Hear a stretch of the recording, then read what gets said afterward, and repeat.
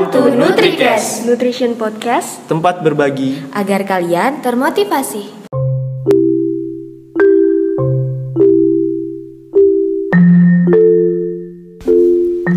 Halo Sobat NutriCast, apa kabar nih? Semoga sehat-sehat terus dan semangat terus ya. Apalagi udah pada kuliah offline kembali nih, harus pada semangat ya guys. Balik lagi nih bersama kami NutriCast di episode yang ke-9 yang masih membahas seputar seminar proposal nih. Mungkin ini bakal jadi episode terakhir yang membahas tentang seminar proposal sih guys. Jadi kalian harus dengerin sampai habis ya. Hehe.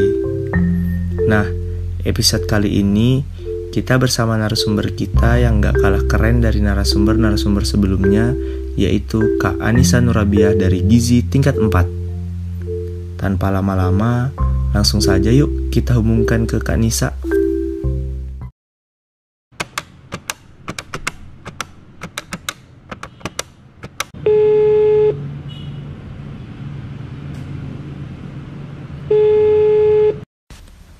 Assalamualaikum Kak Nisa. Waalaikumsalam. Bagaimana nih Kak kabarnya? Sehat-sehat aja kan Kak? Alhamdulillah sehat. Semoga Sobat NutriCast yang ada di rumah juga sehat selalu ya. Amin. Sebelumnya, terima kasih ya Kak Nisa sudah berkenan menjadi narasumber di NutriCast episode ke-9 ini. Oke, sama-sama. Saya juga mau berterima kasih nih udah diundang di acara NutriCast. Semoga apa yang saya sampaikan bisa bermanfaat untuk Sobat NutriCast yang ada di rumah ya. Baik, kalau boleh tahu, sekarang Kak Nisa lagi sibuk apa nih Kak? Kalau sekarang saya lagi sibuk-sibuknya nih PKL di rumah sakit, sama lagi persiapan juga buat PKL di perusahaan dan di puskesmas. Kemarin sempat tertunda tuh karena adanya PPKM. Walah, begitu ya Kak. Nah tuh guys, sekarang Kak Nisa lagi sibuk PKL di rumah sakit dan persiapan untuk PKL di perusahaan dan di puskesmas. Oh iya Kak, ngomong-ngomong soal seminar proposal kemarin, proposal kakak di bidang apa? Dan kalau boleh tahu, judul penelitiannya apa tuh Kak? Proposal skripsi saya itu berfokusnya di bidang gizi olahraga dan kebugaran.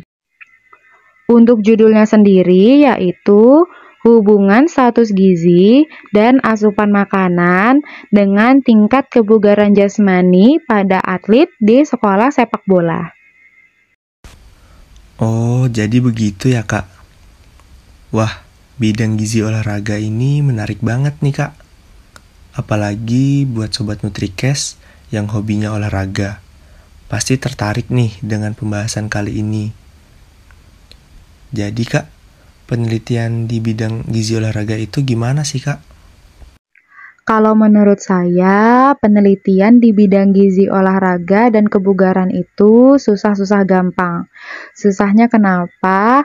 Karena peminatnya masih sedikit, jadi agak kesulitan untuk mencari referensi pada saat mengerjakan proposal skripsi. Tapi asik kok penelitian tentang gizi olahraga dan kebugaran. Seru banget malah.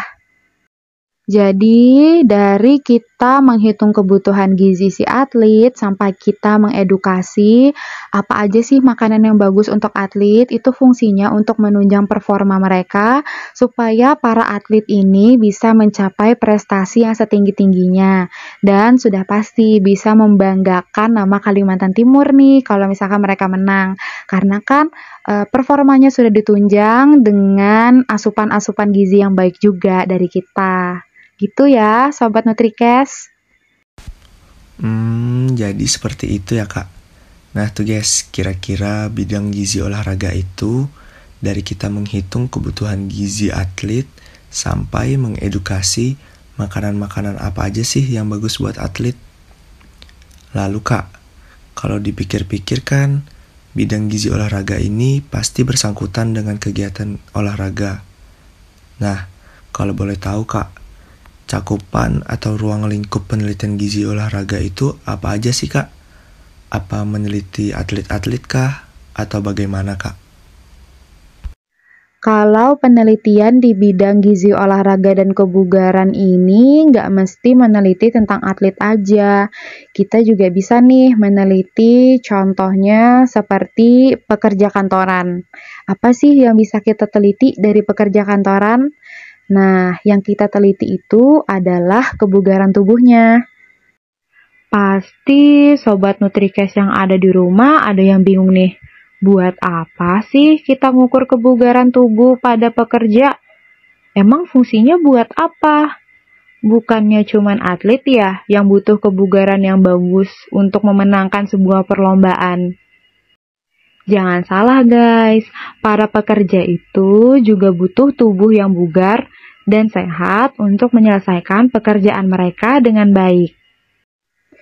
Terus gimana dong caranya kita mau mengukur kebugaran tubuh para pekerja? Nah, biasanya ada beberapa tes yang harus diikuti terlebih dahulu untuk mengukur kebugaran. Lalu kita juga bisa nih melihat bagaimana mereka beraktivitas selain mengerjakan pekerjaan kantor, bagaimana pola hidupnya, bagaimana mereka berolahraga. Nah, dari situ bisa menggambarkan nih bagaimana sih kebugaran tubuh para pekerja ini, apakah baik atau tidak. Jadi, untuk gizi olahraga dan kebugaran ini gak mesti meneliti atlet aja ya, Sobat Nutrikes. Kalian yang misalkan gak mau nih neliti atlet, kalian juga bisa neliti tentang kebugaran tubuh. Kebugaran tubuhnya bisa pada pekerja atau kalian mau cari tentang hal lain. Seperti itu. Baik, jadi untuk gizi olahraga ini nggak mesti meneliti atlet-atlet saja ya Sobat Nutrikes. Kalian juga bisa meneliti kebugaran pada pekerja atau hal lain. Selanjutnya nih Kak, banyak nggak sih Kak peminatnya di gizi olahraga ini? Seperti yang saya jelaskan di awal tadi tuh, penelitian di bidang gizi olahraga dan kebugaran itu masih sedikit banget peminatnya kalau di Kalimantan Timur. Kebanyakan saya lihat itu peminatnya banyak di daerah Jawa dan sekitarnya. Wah, ternyata masih sedikit ya Kak peminatnya di Kalimantan Timur. Nah, karena peminatnya sedikit nih Kak, kesulitan nggak sih buat kakak dan teman-teman sebidang penelitian untuk berdiskusi? Karena bidang gizi olahraga ini peminatnya hanya sedikit di Kalimantan Timur. Kalau kesulitan pada saat mengerjakan proposal skripsi itu udah pasti ada ya hambatan dan rintangannya. Jadi, kalau misalkan nih ada Sobat Nutrikes yang berminat untuk meneliti di bidang gizi olahraga dan kebugaran, pokoknya harus banyak-banyakin diskusi dengan dosen dan teman, harus banyak-banyak sabar, terus harus selalu berusaha dan pantang menyerah, karena itu adalah salah satu kunci supaya kita bisa menyelesaikan proposal tentang gizi olahraga dan kebugaran itu dengan baik. Kita juga bisa mendapatkan hasil yang sesuai dengan yang kita mau. Apalagi salah satu faktornya itu adalah kurangnya referensi. Nah, jadi kita harus lebih banyak berdiskusi dengan dosen, berdiskusi dengan teman. Bagusnya mau ngambil referensi yang seperti apa? Bagusnya mau mengambil referensi di mana dan bagaimana? Seperti itu. Oh, jadi susah-susah gampang ya Kak. Lalu Kak, dari peminat yang sedikit atau di luar dari itu deh Kak, menurut kakak ada nggak sih keuntungannya kalau kita meneliti di bidang gizi olahraga ini? Penelitian di bidang gizi olahraga dan kebugaran tubuh itu udah pasti deh banyak banget keuntungannya. Salah satunya ya, kita bisa menunjang performa atlet. Terus gimana caranya kita yang gizi ini menunjang performa atlet? Nah, sudah pasti kita itu bisa menunjang performa atlet dari segi asupan makanannya. Kita menghitung kebutuhan gizi si atlet, lalu kita bisa realisasikan makanan-makanan apa yang bagus untuk atlet sesuai dengan kebutuhan mereka. Kita juga bisa nih memberikan mereka edukasi makanan apa aja sih yang bagus untuk latihan, makanan yang bagus pada saat sebelum dan sesudah bertanding, seperti itu. Nah, Sobat NutriCast, khususnya buat kakak-kakak tingkat 3 nih, yang nanti akan menjalani preskripsian. Tetap semangat ya kak, mau di bidang gizi apapun itu. Nah, dari proses pembuatan proposal skripsi kemarin, pernah nggak sih Kak Nisa merasa suntuk atau kayak, aduh, aku salah pilih bidang nggak ya? Dan semacamnya, selama menyusun proposal ini. Kalau pernah, apa aja tuh kak tantangan-tantangannya selama penyusunan proposal ini? Aduh, kalau salah memilih bidang, saya agak gimana gitu mau jawabnya. Tapi jujur saya pernah nih ngerasain hal itu. Karena kemarin itu saya sempat nggak ketemu tempat penelitian yang sesuai dengan kriteria saya. Jadi saya sempat bingung nih, aduh gimana ya, rasanya pengen nyerah banget. Saya juga udah bilang nih sama dosen saya, aduh gimana ya, nyari tempatnya susah nih Bu. Terus saya juga kan berdua nih penelitian sama teman saya. Jadi saya banyak-banyak diskusi akhirnya sama dosen saya diskusi sama teman saya. Pokoknya nyari terus tempat yang sesuai dengan kriteria penelitian saya. Dan akhirnya alhamdulillah setelah berusaha lumayan lama dan kesana kemari untuk mencari tempat penelitian, akhirnya ketemu juga nih yang pas lah dengan kriteria penelitian saya. Intinya, kalau Sobat NutriCast mau meneliti di bidang gizi, olahraga, dan kebugaran ini harus banyak sabar, harus tekun, harus berusaha terus. Jangan pantang menyerah.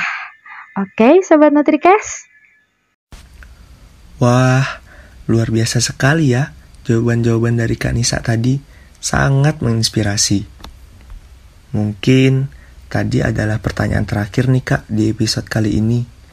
Semoga apa yang telah disampaikan Kak Nisa tadi bisa bermanfaat buat Sobat NutriCast yang masih mendengarkan ya. Selain itu, kami juga sangat berterima kasih nih sama Kak Nisa yang sudah mau membagikan cerita dan pengalaman luar biasa ini kepada kita pendengar setia NutriCast.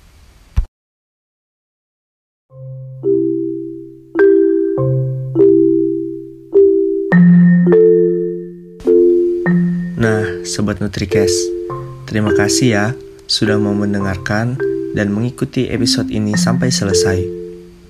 Semoga episode ini bisa membuat Sobat NutriCast terinspirasi dan tetap semangat. Khususnya buat kakak-kakak tingkat 4 nih yang lagi melanjutkan skripsi dan PKL-nya. Semangat ya kak. Terus juga buat kakak-kakak tingkat 3 yang menuju preskripsian dan mengerjakan tugas-tugasnya. Tingkat 2 juga yang masih di pertengahan nih. Semangat ya kerjain tugas dan laporannya.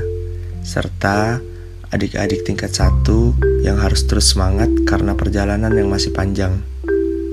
Wah, udah kayak motivator gak nih? Sekali lagi, terima kasih ya Sobat NutriCast. Jangan lupa like dan subscribe. Sampai bertemu di NutriCast selanjutnya. Selamat beraktivitas and keep healthy.